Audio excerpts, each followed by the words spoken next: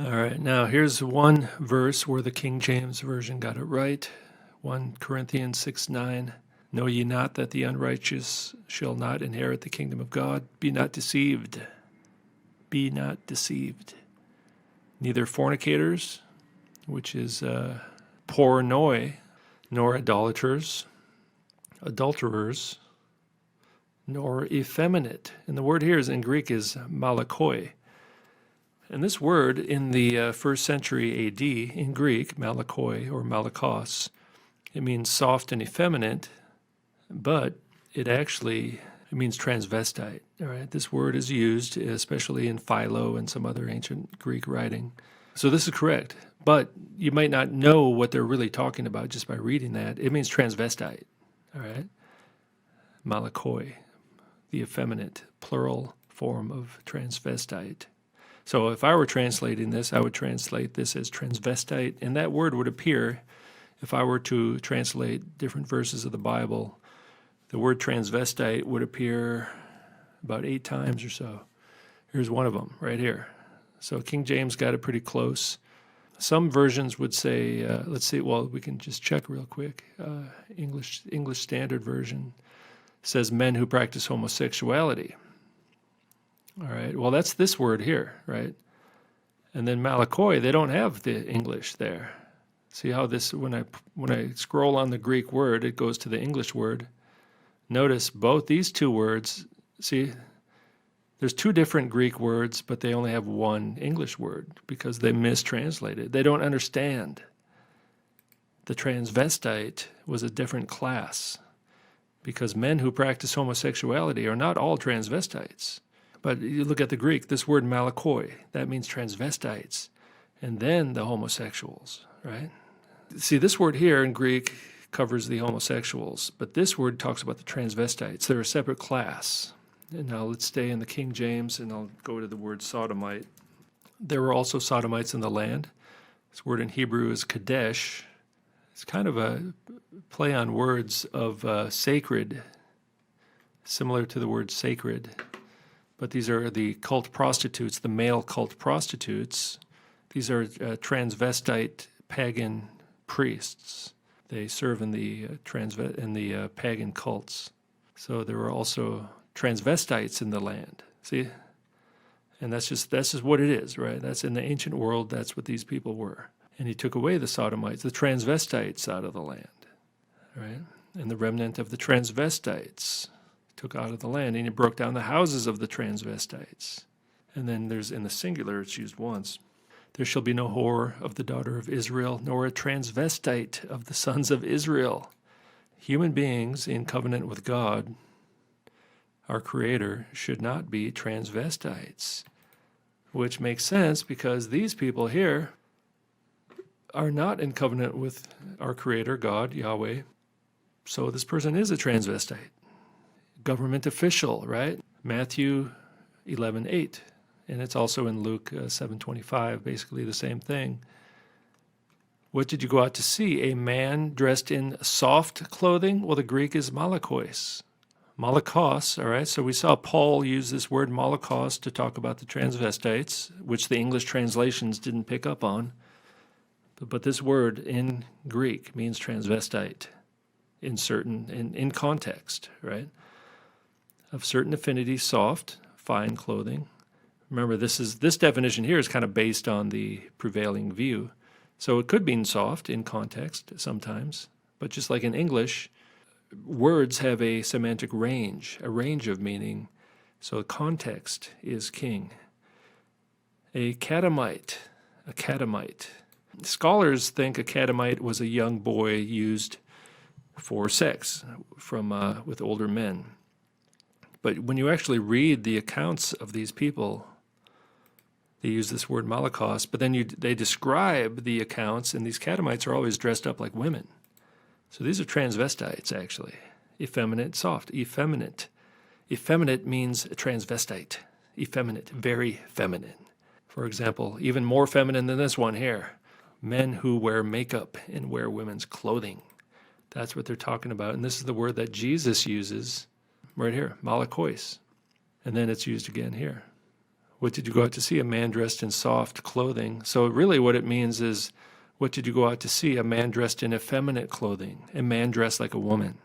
Behold, those who wear soft clothing, those who wear women's clothing, men who wear women's clothing are in kings' houses. So those who wear effeminate clothing. And what he's talking about here, Jesus is talking about John the Baptist, but people didn't understand who John the Baptist was. So really what Jesus is saying is, what did you go out to see then? Did you expect to see one of these pagan priests, which are the Sodomites, which are the transvestite priests of the goddess cults? Okay, so Jesus is saying John the Baptist is not one of these pagan prophets. He's not dressed like a woman. Did you expect to find a pagan prophet dressed like a woman, like you usually see? A man dressed like a woman. That's what this should be translated as, actually. So Jesus himself was talking about the transvestites. And now, of course, the transvestite cult is taking over the world, trying to transform humanity into their own image, the satanic image and imitation. Genesis. They believe Adam was an androgynous. And they're trying to put Adam back together. All right, so I found this reference here, on this verse from this guy down here. It's just a PDF I found online. So it goes back through the history of translations of this verse, all the way back to the Vulgate in 420 AD up to the present day. And remember our word here, malakoi, the plural of malakos, and different forms of this word, malak. And then this is arsenokoitai, which generally means homosexual. And we're not going to focus on this too much. I'm pretty sure this one means homosexual, although there's a lot of debate about that. You can glance at those if you want to. I think most of these have been slightly mistranslated, but maybe we'll look at both, I guess. But so here's malakoi, which I believe means transvestite. In fact, if we look at the, let's start here. Let's look at the lexicon, malakos, soft garments, soft clothes, or pertaining to being passive in a same-sex relationship, effeminate. All right, so when you're passive in a same-sex relationship and you're effeminate, that means you're a transvestite. It means you're dressed like a woman, you're playing the part of a woman, men and boys who are sodomized by other males in such relationship, catamites. Now, a catamite doesn't have to be a transvestite, but I believe this word is talking about transvestites, and I'll show you why. Submissive homoeroticism, okay? How submissive? Well, to the point where they're dressed up like a woman, all right? They have long hair, they have makeup, they've shaved the hair off their body. And it even references our verse right here, translates male prostitutes. They're tranny hookers, okay? It should say tranny hooker. That's what it is. Here's another form of that word, a verb form, to be made effeminate, all right, to become a transvestite. And here's a different lexicon, to be softened or made effeminate. Effeminate, effeminacy. And another one, softness, delicacy, effeminacy. My cat just, speaking of cats, so you can see it started out as weaklings, because it does mean soft and weak. Effeminate became kind of the dominant one, and here's the King James Authorized Version, 1611, effeminate. And then people translated it as effeminate. Now, see, this is somewhat incorrect, I think. Sodomite for arsenokoitai, because sodomites are actually transvestites. So over here we got transvestites, and over here is homosexuals, okay? You know, you could say, well, they're all the same thing, whatever, but there is a distinction, and it's good just to kind of be accurate. And it helps us to understand the current transgender agenda, as they call it, so we can place it in its historical context and see what the true agenda really is. And it's not new. It's been around a long time. Now, here's a good one in the Christian Kling translation, 1869. Those who give themselves to be used as women. That's called a transvestite. It's called a tranny hooker, all right? To be used as women. It's not just talking about homosexuality. It goes a little bit further to the point where these people are dressed up like women. See, this is how people generally take that verse. There's passive homosexuals and there's active homosexuals. Well, there's truth in that. There's truth in that. But let's be more clear and precise and accurate. These are transvestites. These are homosexuals, all right? Now, this other person, if there's a partnership going on here, one is dressed up like a woman, one is not. One is playing the female role by looking and dressing up like a woman, like a transvestite, and the other one is just a regular guy who happens to be a homosexual, all right? So they're both on the list. This is a pretty good one here, the effeminate and the pervert. I like that. That's good.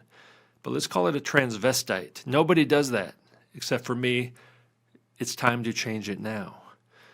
All right, so passive effeminate boy. That's pretty good. We're getting closer, 1975. A passive effeminate boy. Now, these are not all Bible translations, by the way. These are also commentaries and biblical scholars who have tried to figure this out. You can see for hundreds of years, people have been kind of wondering what to call these people. All right, so this is pretty good. Passive effeminate boy or male. A violator of boys. That's basically the same as catamite and active homosexual. No, they're getting closer. Getting close, but no cigar. Passive effeminate males. Yeah, they're trannies, all right? They're transvestites. That's how effeminate they are. RuPaul, okay? We're talking RuPaul here. Here's a good one. Here's an interesting one. Abusers of themselves as women. So they're dressed up as women. There's a good one. Donald White. I'll have to check that one out. Okay, effeminate callboy. It's called a tranny hooker, all right? Men kept for unnatural purposes. Yeah, a little bit vague, but you got the right idea. Youthful callboys, boy prostitutes, non-slave, effeminate prostitutes. Yeah, they are. They're effeminate prostitutes, but they're transvestite prostitutes, all right? That's what they are with active homosexual customers. There you go. Getting really, really close now. Homosexual cult prostitutes, okay. That's interesting. Effeminate youths, yeah, they are. They're effeminate youths, but they're transvestite youths. Now, they don't have to be youths. It doesn't say that. Generally, they probably were. But a transvestite could really be any age. Effeminate and passive male partner, okay. See, they're getting so close, but they can't come out and say it, can they? They can't say the T word. Males who take the passive role. Yeah, but really they're transvestites and non-transvestite homosexual, all right? Effeminate males, yeah, exactly. Masturbators. Where'd you get that one? Youths before they grow a beard. No, come on. See, they're just lost, man. These people don't know what they're talking about. Here we go. Girlish. Effeminate, girlish. Yeah, getting real close. Girlish. It's called a tranny, all right? Yeah, effeminate males. Okay, effeminate male. But really, they're transvestites. Why don't you just use the T word here, people? Come on. Soft, effeminate males. Yeah, it's called a tranny. All right. Oh, there we go. We got it. Finally. We got it. Practicing homosexuals. Ding, ding, ding, ding. This guy wins. George Blair. All right, I got to seek this out. You're watching this in real time here. All right, we got a winner here. This is a historic moment. We have found a biblical scholar who has translated this verse correctly, the first one in 2,000 years, all right? I thought I was the first, but this guy beat me to it. 2006, George Blair, and I will seek this out. I have not come across this. I figured this out on my own, and this guy did too. But look he's the minority. This guy probably doesn't have any friends. People don't know what to make of it. People are afraid of this word. There you go, effeminate passive male partner. Yeah, but what does that mean? You know, let's call it what it is. It's a tranny. It's a tranny hooker is what it is. Transvestite, that's what it is, all right? So I'm going to work on this. I will retranslate the verses in the Bible that I think need to be retranslated. There might be about 10 of them. And I'm going to use this word, transvestite, okay? And then you still might need a footnote. And remember, in the Old Testament, these are usually called sodomites or male cult prostitutes in English from the Hebrew Kadesh. And in the New Testament in Greek, they're usually Malakos or Malachias or something. All right, now here's a useful note here. Malakoi may refer to passive male prostitutes, otherwise known as tranny hookers, to effeminate heterosexual or homosexual males. Well, they're not going to be heterosexual, you know what I mean? Now this is passive males who like to be penetrated, as well as those castrated cult functionaries who were so condemned by Philo. And now we're going to look at Philo in a minute here. Castrated cult functionaries. Yeah, those are the transvestites who serve in the pagan god and goddess cults as ritual transvestites. Here it is, here it is, here it is, here it is. This guy knows what he's doing too. This guy's onto something here too. This guy here says Malakoi was probably also directed against those effeminate priests. All right, these are the priests and the prophets and the cult functionaries who dressed up like women, the galley priests, etc., in Paul's day and later, who devoted themselves to and castrated themselves for the mother goddess. That's what I've been talking about. That's what it's all about. Gaia is one of the words for the mother goddess. Every country around the world has a mother goddess. Catholics call this mother goddess Mary, but there's also many different names, Kabila or Artemis, Inanna, etc., and thereafter dressed in female vestments. So here's a good one. So I got some resources I have to study now. All right, so now this is Philo, the Special Laws, Book 3, written in the 1st century AD. And when you want to look up a Greek word, yeah, you can look in the lexicons, but really what you want to do is kind of test it out and see how it's actually used in Greek literature, including the Greek New Testament, but also literature outside of that, such as Philo. So it's written around the same time as the New Testament. All right, so I'm going to read 2 pages here because it's all about the transvestite, and we're going to see it does use the word malachias, which is malak. It's the same root word. It's just a different type of grammar. You know, the ending will change depending on the grammar. But this is it, malak, and it means right here, effeminate, effeminacy. And it's right here again, malachias, effeminacy. And then we also have the word androgynous, which is androgynon, which is man-woman, and then androgynous, which is hybrids of man and woman. All right, so obviously they're talking about a tranny here, right? You can tell that. They're talking about a transvestite. The word effeminacy, malachias, that's our word. That's used in 1 Corinthians 6:9 by Paul, and it's used in Matthew by Jesus. This is the same word that Jesus is usually translated as soft. But look at what it really means in context.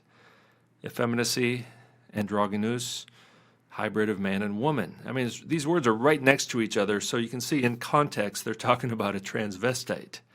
The man-woman, and here the effeminacy, unmanliness. What do you think they're talking about? This is probably the most politically incorrect thing you'll ever hear, but this is written 2,000 years ago. And just think in terms of society or families and all that stuff. You know, having children and having a family was the backbone of society, you know. And these people are obviously trying to destroy that. So this really, you could classify this video and this part right here especially as the roots of the transgender agenda. Okay, so Philo is exposing it just like I'm exposing it now. Philo was doing it 2,000 years ago. Philo was the Mr. E of his day. Or maybe you could say I'm kind of a small version of Philo. I'm following in Philo's footsteps. I'm not comparing myself to Philo. I'm just following in his footsteps. On the shoulder of giants. And there's many writers in the ancient world who wrote about this stuff, Augustine, and there's all kinds of stuff. I'll put it in my book. I know people don't want to watch videos with all these words in it, but I'll put it in my book so it's all referenced in one place. Because I got nothing else to do now because I'm unemployed. I might as well write a book. Plato's Symposium, there's another one. They talk about the tranny in that one. So that'll be in my book. I'm starting here, by the way. Much graver than the above is another evil which has ramped its way into the cities, namely pederasty. In former days, the very mention of it was a great disgrace. But now it is a matter of boasting not only to the active but to the passive partners who habituate themselves to endure the disease of effemination. Let both body and soul run to waste, and leave no ember of their male sex nature to smolder. Mark how conspicuously they braid and adorn the hair of their heads, and how they scrub and paint their faces with cosmetics and pigments and the like, and smother themselves with fragrant unguents. All right, unguents. All right, so they're dressing up like women, right? Their hair, their faces, cosmetics, makeup, everything, perfume, for all such embellishments used by all who deck themselves out to wear a comely appearance. Fragrance is the most seductive. In fact, the transformation of the male nature to the female is practiced by them as an art and does not raise a blush. It says very clearly that they're talking about transvestites right here. I repeat, the transformation of the male nature to the female. These persons are rightly judged worthy of death by those who obey the law, which ordains that the man-woman, the man-woman, the androgyne, it says right there, who debases the sterling coin of nature should perish unavenged, suffered not to live for a day or even an hour, as a disgrace to himself, his house, his native land, and the whole human race. And the lover of such may be assured that he is subject to the same penalty. He pursues an unnatural pleasure and does his best to render cities desolate and uninhabited by destroying the means of procreation. Fake women. All right, this ties into another video I'm working on about the sex robots. Furthermore, he sees no harm in becoming a tutor and instructor in the grievous vices of unmanliness and effeminacy. Effeminacy is the word malachias. That's our word from the Bible. In the New Testament, used a couple of times. All right, used 4 times, in fact. All right, that's it. Effeminacy. Notice this word is used in context talking about the tranny. All right, by prolonging the bloom of the young and emasculating the flower of their prime, which should rightly be trained to strength and robustness. Finally, like a bad husbandman, he lets the deep-soiled and fruitful fields lie sterility, by taking steps to keep them from bearing, while he spends his labor night and day on soil from which no growth at all can be expected. Having sex with a fake woman, there's no fertility there. The reason is, I think, to be found in the prizes awarded in many nations to licentiousness and effeminacy. The pagan nations celebrated these things as part of their religion.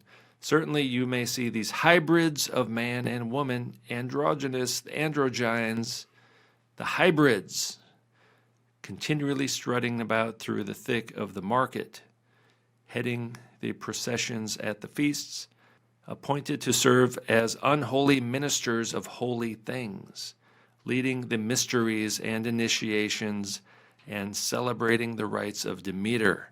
All right? The fertility gods and goddesses, the mysteries, the Eleusinian mysteries, the mystery schools, Freemasonry. He's describing Freemasonry right here. These are the celebrity transvestites, the secret trannies in government, mass media, entertainment, industry. He's describing it. Philo. Philo is a truther. Philo's exposing the Freemasons right here. This is it. Those of them who, by way of heightening still further their youthful beauty, have desired to be completely changed into women. All right? Remember, the word malachias is used, effeminacy, and androgyne, hybrids of man and woman. And now they're talking about people who desire to be completely changed into women and gone on to mutilate their genital organs. This is what the school system is doing now to children. This describes the United States government and governments around the world. This is describing the transpocalypse. All right, Philo is writing about the transpocalypse 2,000 years ago. Are clad in purple, purple, purple, like signal benefactors of their native lands, and march in front, escorted by a bodyguard, attracting the attention of those who meet them. But if such indignation as our lawgiver felt was directed against those who do not shrink from such conduct, if they were cut off without condemnation as public enemies, each of them a curse and a pollution of his country, many others would be found to take the warning. For relentless punishment of criminals already condemned acts as a considerable check on those who are eager to practice the like. Now, I think that's about it. He goes on to talk about bestiality, actually. All right, let's just stop there. Wow, okay, so that's the transpocalypse according to Philo. I don't know exactly when this was written, but probably in the mid-1st century A.D. or so. Now here in Gordon Fee's commentary on 1 Corinthians, he says this word, malakoi, that's what we're really doing here, is talking about this word, has the basic meaning of soft, but it also became a pejorative epithet for men who were soft or effeminate, very soft and very effeminate, to the point of dressing up like women, like we just read about in Philo. All right, so, but still, they get caught up on this passive partner thing, and you don't really, they don't say clearly that these were transvestites. Young men who sold themselves as mistresses. I'm sorry, a mistress is going to be dressed up like a woman. What makes male prostitute in the sense of effeminate callboy the best guess? Okay, so let's stop there. But look at all the history of translation over almost 2,000 years. There certainly is a lot of debate about these things. I think part of it is that because it's in the Bible, people don't even really want to think about these kind of topics, right? They're kind of, it makes people uneasy, and that's totally understandable. But it's good to have clarity, especially in the times we're in now, that we're actually in the transpocalypse or the Great Reset, the great work of the Freemasons, transforming humans into androgynes, right, into mutants and monsters, injecting hormones into children, and reducing the population. We have to be clear on what these words mean in God's in the Bible, in the Word of God, and it was written in Greek. All right, so when you read these English translations, they're not always as accurate as they could be. What did that word mean 2,000 years ago? And we have to kind of forget about what does the English translation mean today, because that's going to be a little bit skewed to our own cultural understanding. And in context and the cultural background of this word is that 2,000 years ago and 3,000 years ago and beyond, the pagan religions had transvestite priests, prostitutes, and prophets. There were cult functionaries. They worked at the temple. They had sex with men. They got money to do that. They channeled the gods and goddesses. Demeter, right here. This says it. Let's read this again, because this is it right here. This is the whole deal. Prizes awarded in many nations to licentiousness and effeminacy. Prizes, you mean like the Oscar Awards or the Grammy Awards? Prizes awarded. Nothing's changed. They're still getting prizes, aren't they? They're all a bunch of trannies. Who's in the political office? They're all a bunch of trannies. Hybrids of man and woman. Heading the processions at the feasts. That means these were the important people, just like they're the important people today in our culture, in today's Mystery Babylon. Unholy ministers of holy things. leading the mysteries and initiations, and celebrating the rites of Demeter. Whoa. Completely changed into women, mutilate their genital organs, clad in purple, a curse and a pollution of his country. There you go. That describes today exactly. That's exactly what I've been talking about for 6 years. That's what's going on today, and it was going on 2,000 years ago. It was going on 3,000 years ago, as we read in the Old Testament. It was going on 4,000 years ago. It was going on in Sodom and Gomorrah. And the ancient world, it survives today in India with the Hijra. All over the world. There's tranny hookers everywhere. Cleveland has tranny hookers, but they're on TV. They're in political office around the world at the national and local level. People think they're real women. They're not. When you worship the pagan gods, you're worshiping the creation and not the creator. In fact, Paul talks about this right at the beginning of Romans chapter 1. God gave them up in their lusts of their hearts to impurity, to the dishonoring of their bodies among themselves, because they exchanged the truth about God for a lie, and they worshipped and served the creature rather than the Creator, who is blessed forever. Amen. For this reason, God gave them up to dishonorable passions, for their women exchanged natural relations for those that are contrary to nature. And the men likewise gave up natural relations with women and were consumed with passion for one another, men committing shameless acts with men and receiving in themselves the due penalty for their error. And since they did not see fit to acknowledge God, God gave them up to a debased mind to do what ought not to be done, right? God's like, okay, go ahead, go for it, good luck with that.